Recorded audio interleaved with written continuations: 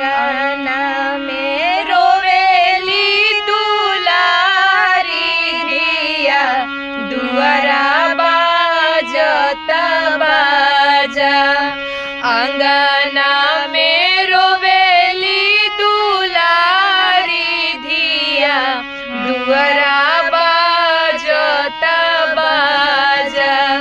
मंगिया में से नूरा सजाई के बिहने ले जई है राजा।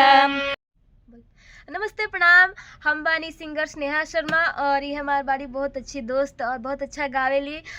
तू बहुत अच्छा गावेली। हाँ, सिंगर सपना चौहान जी बानी और हमनी के आपन गुरु जी के मड़ई में कुटिया में कहल जाला। और एज हमनी के सीखी नहीं जा, एजा हमनी के सीखल भी बानी जा। अगर आप सब लोग के बीच में कुछ गावत सुनावत बानी जा त एजे से। और हमनी के आप सब लोग के बीच में एगो विदाई गीत गायम जा। अगर हमनी के कुछ त्रुटि बुझाए या तो अगर अच्छा लगे तो जौन भी मतलब त्रुटि होई तो हमनी के कमेंट में आप सब लोग बताई जा ताकि ओकरा के सुधार सकी जा। ठीक बा? हाँ, लेकिन कहे के बा अंगना में रोवेली दुलारी धिया दुआरा बाजत बाजा।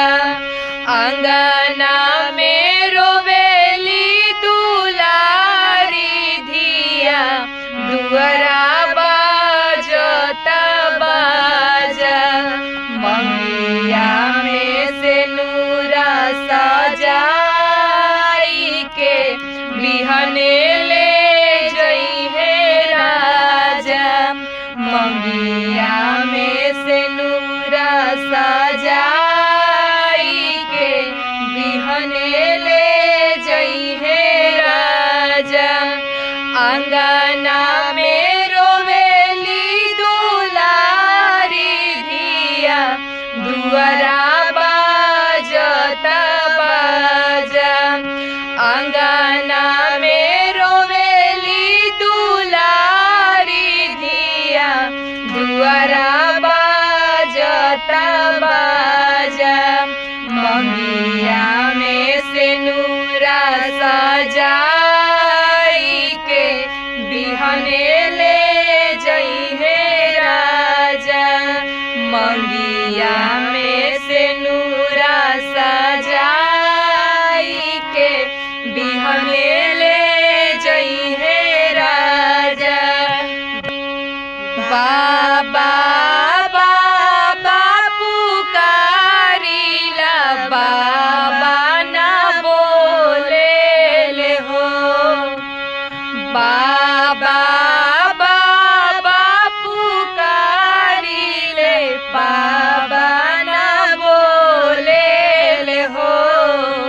बाबा के बोला जोरी से नूर बरा डाले ले हो।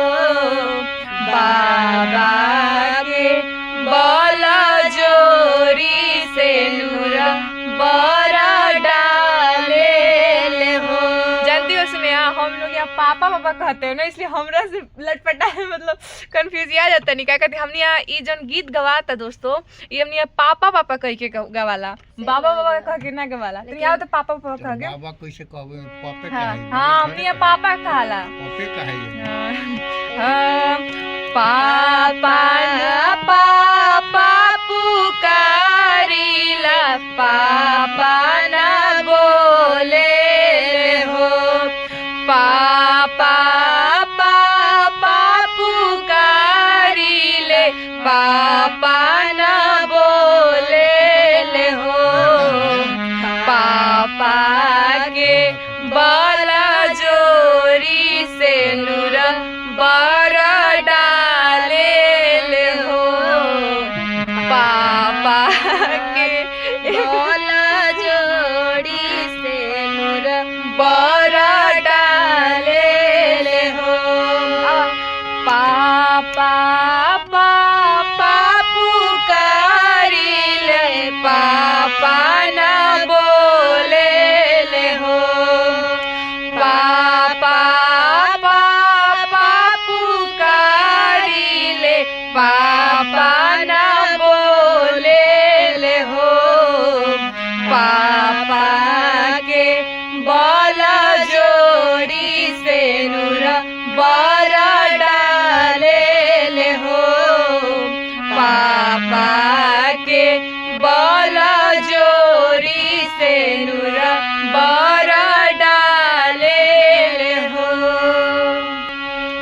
माई के करेज में से निकाली करेजी, कोई के बजरा छाती बेटी के भेजी, कोई के बजरा छाती बेटी के भेजी। माई के करेज में से निकाली करेजी, कोई के बजरा छाती बेटी के भेजी, कोई के बजरा छाती बेटी के भेजी। दूरा देश से सुगानी पेठाई के बंद होई दरवाजा, दूरा देश से सुगानी पेठाई के बंद होई दरवाजा। मंगिया में से नूरा सजाई के बिहने ले जइहे राजा, मंगिया में से नूरा सजाई के बिहने ले जइहे राजा, बिहने ले जइहे राजा। आंगना में रोवेली दुलारी धिया, दुआरा बाजता बाजा, आंगना में रोवेली दुलारी धिया, दुआरा बाजता बाजा।